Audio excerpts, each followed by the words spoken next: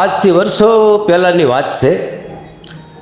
ત્યારે રજવાડા તપતા હતા, રાજાશાહી હતી, અને અત્યારના મોટા મોટા જે સિટી દેખાય એ નેહડાના રૂપમાં નાના નાના હતા. એવું એક પંખીના માળા જેવું રૂડું ગામ. એ ગામમાં એમ કહેવાય છે કે બાકરખા બાદશાહ નામનો એક રાજા રહે. બાકરખા એનું નામ. ગામનું નામ હળધાર. અને હળધારની માલિકા બાકરખા બાદશાહ હોય હીણી નજરનો માણા કે બેનું દીકરી આવે ઘી દૂધ વેચવા અને એના માણસો નજરે સડે, બાકરખાને વાત કરે અને બહુ હીણી નજરનો માણા એ બેન દીકરીને ગઢમાં બોલાવે અને મલકની હાયું લે, કારણ કે રાજાને કોણ સમજાવે. પણ એમ કહેવાય છે ઘણા વર્ષો વીતી ગયા અને પાપનો ઘડો ભરાણો. અને હળધારની બાજુમાં નાનું એવું નેહડું સારણનું ભાઈ હો. સારણની દીકરીઓ આ ભારત દેશની વાલપા અનેક પરસા પૂર્યા છે.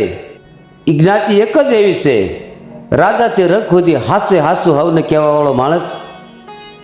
એની ખમેરાત એવી, કોઈનો સાંધો રાખે નહીં, જેવું ભાળે એવું કે. કહેવતમાં કીધું છે ને કે કાનો મેથળીમાં રહે ને કાનો ભાળે એવું કે. એમ હળધારના હિમાળે એમ કહે છે સારણનું નેહડું, અને નેહડાની માલપા 16 વર્ષની દીકરી જેનું નામ આય જીવણી. આ જીવણીના કારણે વાત સંભળાણી કે આવો હીણી નજરનો બાકરખા બાદશાહ છે. છમ છમ છમ છમ કરતા એમ કહેશે કે 21 લાખ આ જીવણીના રૂવાડા ઊભા થઈ ગયા. ઓહો, આટલો બધો અન્યાય અમારી એક દીકરીની જાત માથે, સ્ત્રીની જાત માથે, અને બાકરખા બાદશાહનો ત્રા. તો ખરેખર હવે એનો પાપનો ઘડો ભરાઈ ગયો છે. આપા કે બોલ બેટા જીવણી કે આજ તો મારે ઘી લઈને હળધારની બજારમાં વેચવા જવું છે. ગાડા જેવડો નિહાકવા નાખીને આપે કીધું ના બેટા જીવની તારે નીચે જાવ બેટા, હજી તું નાનું બાળ કહેવા, હજી તને લાંબી ખબર ન હોય.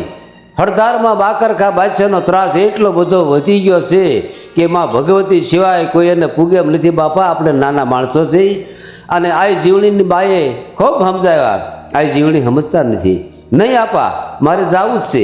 કહેવતમાં કીધું છે ને કે રાજહટ, યોગી હટ અને બાળહટ અને સ્ત્રી હટ.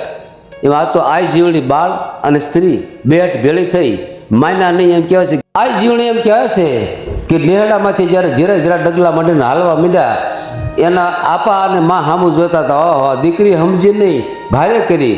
પણ આમ જ્યારે નજર કરી કે આ ઘીનો ગાડવો માથે હતો, એ હવા ગજ ગાડવો માથે માથે હાલ્યો આવતો હતો, ત્યારે એમ કહેવાય છે કે એના આપા નિરાશ થાય નાના ખરેખર આ કોઈ દેવીનો અવતાર છે. આ દીકરીનું સ્વરૂપ આપણે જોઈ ન હોય કે, પણ ખરેખર આ જગદંબાનો અવતાર હોય એવું અમને લાગે છે. દીકરી એને નિરાશ થઈ, ઘીનો ગાડવો માથે મૂક્યો અને પગમાં ઝાંઝર પહેરેલા. પણ આ જીવણીનું રૂપ કેવું, માના વખાણ દીકરાથી થાય નહીં, પણ છતાં કે ભગવાને 3.5 દીની નવરા લઈ અને આ જીવણીનું સર્જમાન કરેલું, થોડીક હળદર વધારે નાખેલી, એવા રૂપનું અંબાર. અને આ જીવણી એમ કહેવાય છે કે માથે ઘીનો ગાડવો લઈ, પગમાં ઝાંઝર પહેરાશે, રૂમઝુમ રૂમઝુમ રૂમઝુમ ધરતી ધ્રુજાવતા એ હળધારની બજારમાં હાલ્યા આવે છે.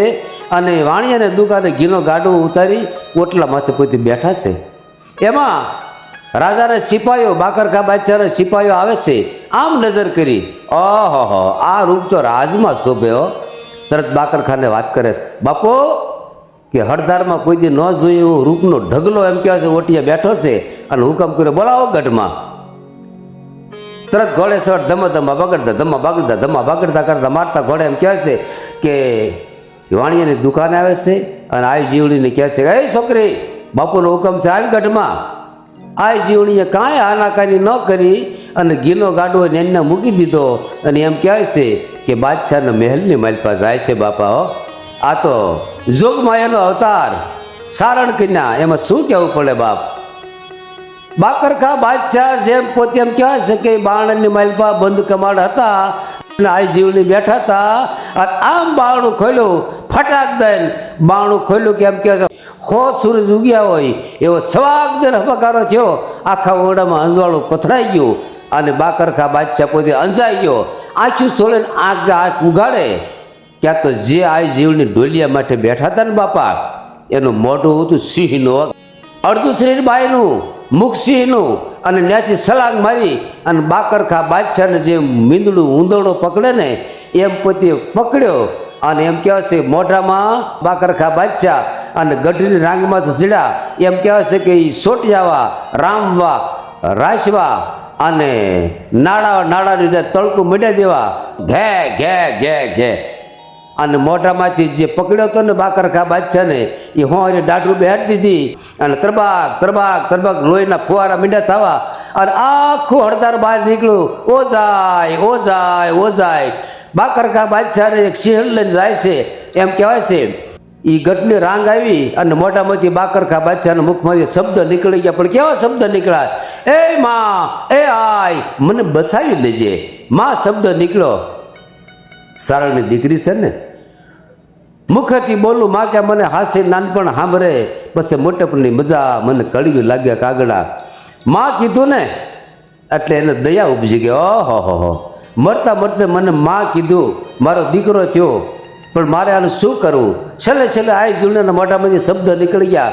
બાકરખા, તારો પાપનો ઘડો ભરાઈ ગયો છે, તું જીવિત તો નહીં એક, પણ જ્યાં સુધી આ ધરતીની મારી પર સૂર્ય ચંદ્રનું તેજ પડશે ને ત્યાંથી મારું અને તારું બેનું નામ હારે લેવાય છે. એ ગઢની રાંગમાંથી એમ કહેવાય છે કે છલાંગ મારી ઠેકડો માર્યો આ જીવણી મોઢામાં બાકરખા બાદશાહ હેઠા જ્યાં પડ્યા ત્યાં બાકરખા બાદશાહનું મૃત્યુ થાય છે. અને હાલની તકમાં આજની તારીખે કોઈ રાજકોટ રોડમાંથી હળદારના પાદર નીકળો તો સિંહમોય માતાજી નામનું ને દેરું છે. સિંહમોય માતાજી લખ્યું છે. એ સિંહમોય માતાજી કહેવાના અને બાજુમાં બાકરખા બાદશાહની દરગાહ છે. હાલનો પુરાવો કોક દે જઈને જોજો. અને છેલ્લે એમ કહે છે ગઢની રાંગમાંથી જ્યારે હેઠો ડૂબકો માર્યો, છલાંગ મારી આવી જીવણીએ અને મોઢામાં જે બાકરખા બાદશાહ હતો એ ઊંધો પડ્યો એટલે એનું નામ ઊંઝા પીર તરીકે અત્યારે હાલમાં પૂજાય છે. આવા સારણ કન્યાએ તો હરેક ધર્મના કામ કર્યા છે. જે હોય મારી સારણની જોગમાયા જે હોય આ જીવણી.